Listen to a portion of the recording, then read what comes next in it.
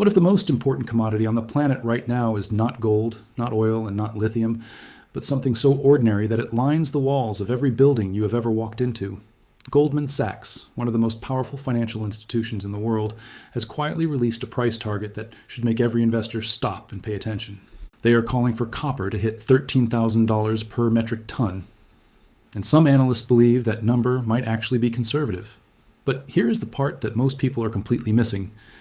This is not just a supply and demand story.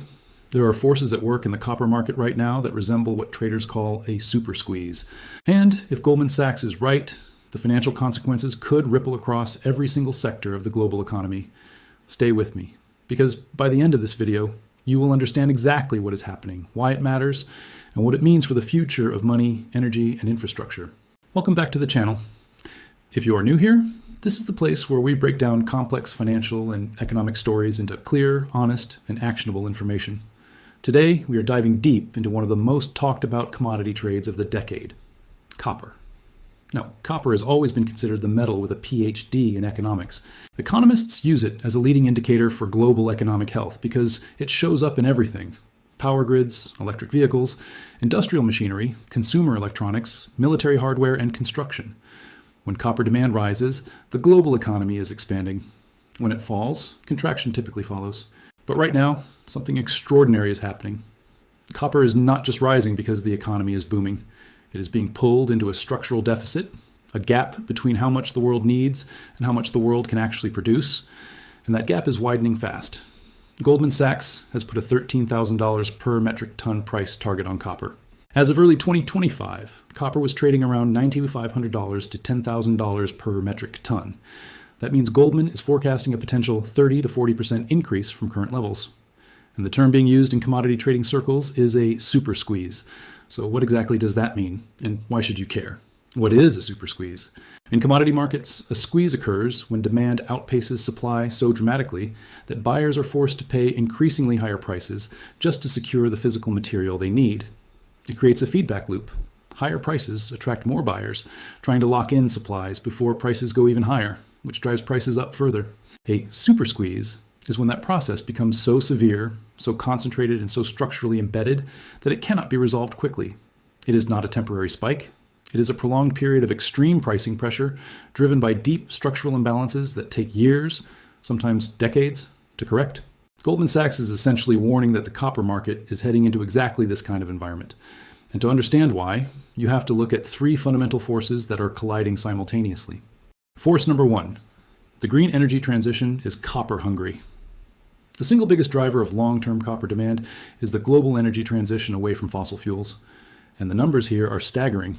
A conventional gasoline-powered car uses roughly 20 to 25 kilograms of copper.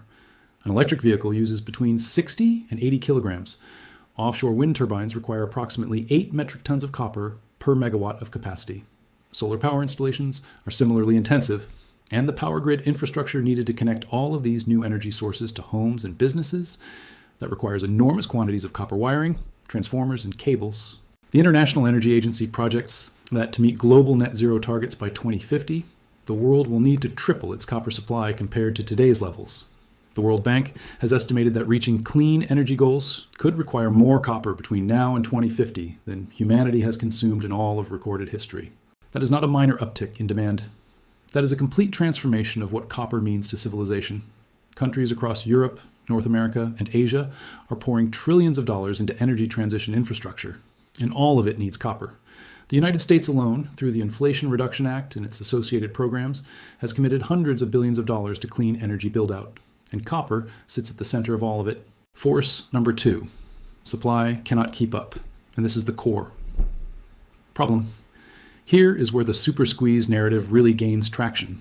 While demand is set to explode, supply is facing some of the most serious structural challenges it has seen in decades. Mining copper is not like printing money. It takes an average of 16 to 17 years from the discovery of a copper deposit to the first commercial production. The industry has been chronically underfunded since the commodity price collapse of 2015 and 2016, which wiped out exploration budgets and delayed development projects across the board. The largest copper mines in the world, in Chile and Peru, which together account for roughly 40% of global supply, are dealing with falling ore grades. This means miners are digging up more rock to extract the same amount of copper, making production more expensive and energy intensive.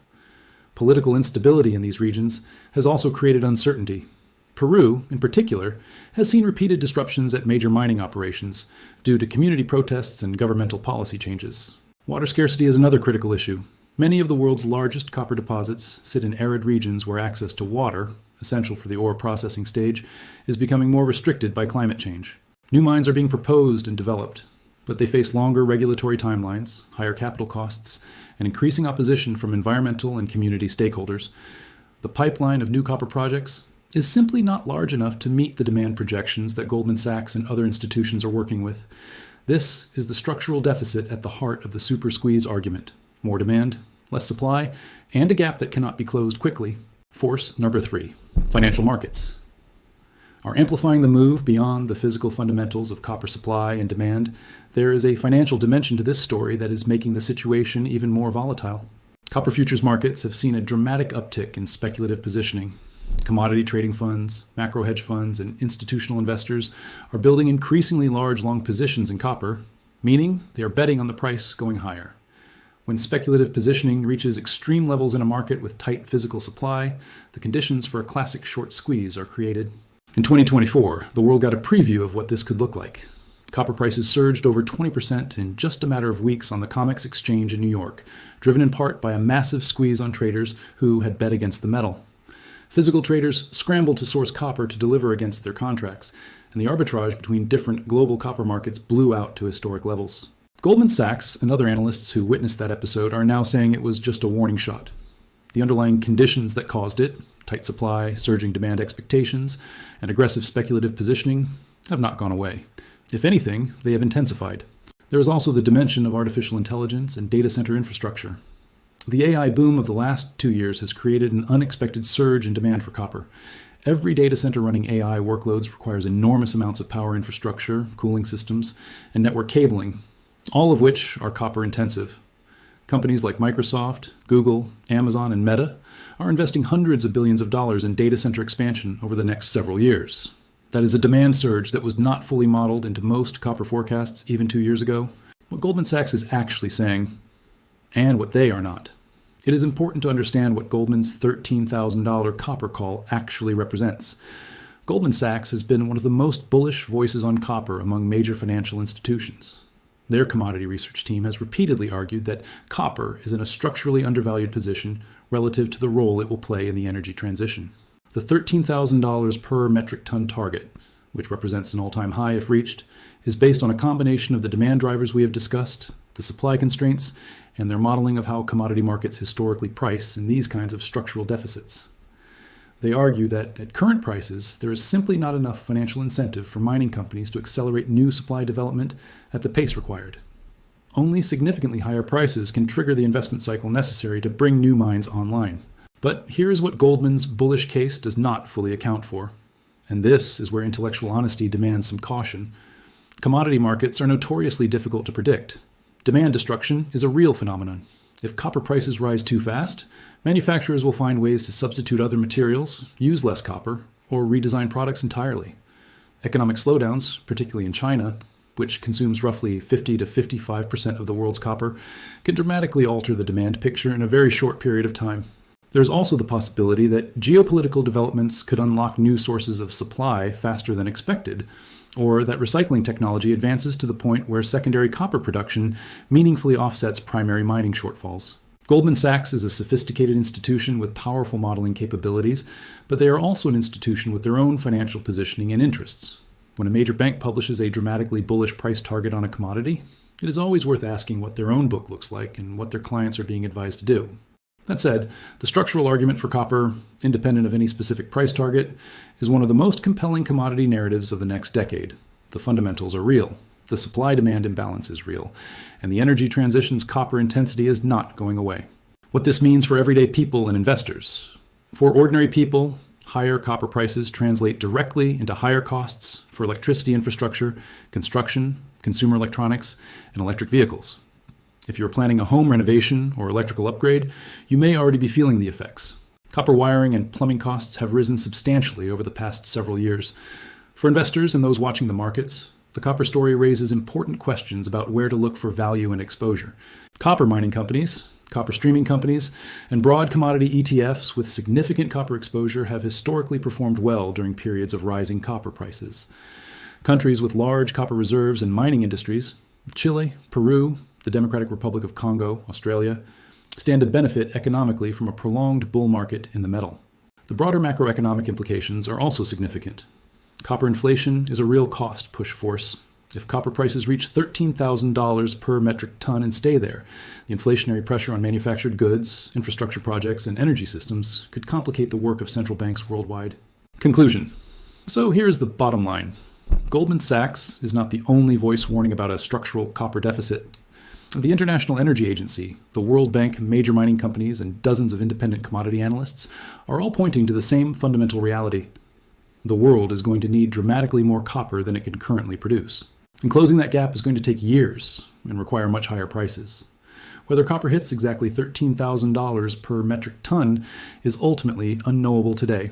Markets are complex, human behavior is unpredictable, and economic conditions shift in ways that no model can perfectly anticipate.